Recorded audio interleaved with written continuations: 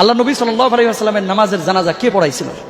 নবীজি সাল্লাল্লাহু আলাইহি ওয়াসাল্লামের ব্যাপারে আব্দুল্লাহ ইবনে আব্বাস রাদিয়াল্লাহু তাআলা আনহু তিনি বলছেন, আল্লাহ রাসূল সাল্লাল্লাহু আলাইহি ওয়াসাল্লাম সোমবার মারা গেলেন, আর মঙ্গলবারের দিন আমরা আল্লাহ নবীর সেই দেহ মোবারকটাকে নিয়ে, লাশটিকে নিয়ে গোসল করালাম, তারপরে কাফন পরিহিত করিয়ে আল্লাহ রাসূলের রওজার পাশে রেখে দিলাম।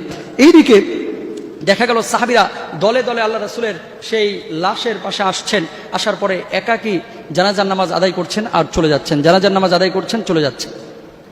আপনি বলবেন যে কেন আমাদের মতো জানাজার নামাজ আল্লাহ রাসূলের কেন হলো না? আব্দুল্লাহ ইবনে মাসউদ রাদিয়াল্লাহু তাআলা আনহু থেকে বর্ণিত। আব্দুল্লাহ ইবনে মাসউদ রাদিয়াল্লাহু তাআলা আনহু বলছেন, কয়েকজন সাহাবী আল্লাহর নবী যখন অসুস্থ হয়ে গেলেন, আল্লাহর নবীর কাছে এসে বললেন, ইয়া রাসূলুল্লাহ, ইয়া হাবিবাল্লাহ, আপনি তো অসুস্থ হয়ে গেছেন, আপনিও দুনিয়া ছেড়ে চলে যাবেন, আমরাও দুনিয়া ছেড়ে চলে যাব। ওগো আল্লাহর নবী, আপনি যদি দুনিয়া থেকে চলে যান তাহলে আপনার গোসল করাবে কে, আপনার কাফন পরাবে কে?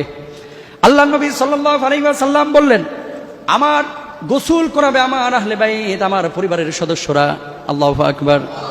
কাফন পরাবে আমার আহলে বাইত, পারিবারিক সদস্যরা। সাহাবীরা বললেন, ইয়া রাসূলুল্লাহ, ইয়া হাবিবাল্লাহ, আপনার যে আহলে বাইত রয়েছে তারাও কি আপনার জানাজা পড়াবে?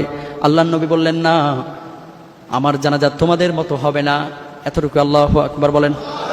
আল্লাহ রাসূল সাল্লাল্লাহু আলাইহি ওয়াসাল্লাম বললেন, আমার মতো তোমাদের জানাজা যেমন হয়ে থাকে তোমাদের মতো আমার জানাজা হবে না।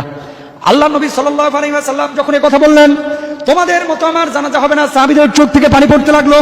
সাহাবী রিদওয়ানুল্লাহি আনহুম আজমাইন তারা কাঁদতে লাগলেন।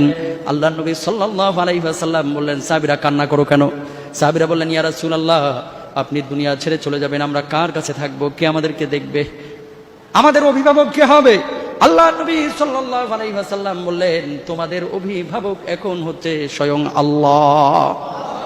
তার মানে হচ্ছে দুনিয়াবী অভিভাবক। আল্লাহ তো সর্বাবস্থায় আমাদেরকে তার অধীনে রেখেছেন।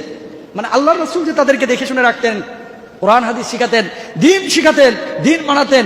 তো এখন আল্লাহ রাসূল সাল্লাল্লাহু আলাইহি ওয়াসাল্লামকে বলছেন, আমরা কার কাছে যাব, কার সাথে সময় কাটাবো, আমরা কার থেকে দ্বীন শিখবো? আল্লাহ রাসূল বললেন, আমি আল্লাহ রাব্বুল আলামিনের কাছেই তোমাদেরকে সুপুর্দ করে দিলাম। বলুন সুবহানাল্লাহ।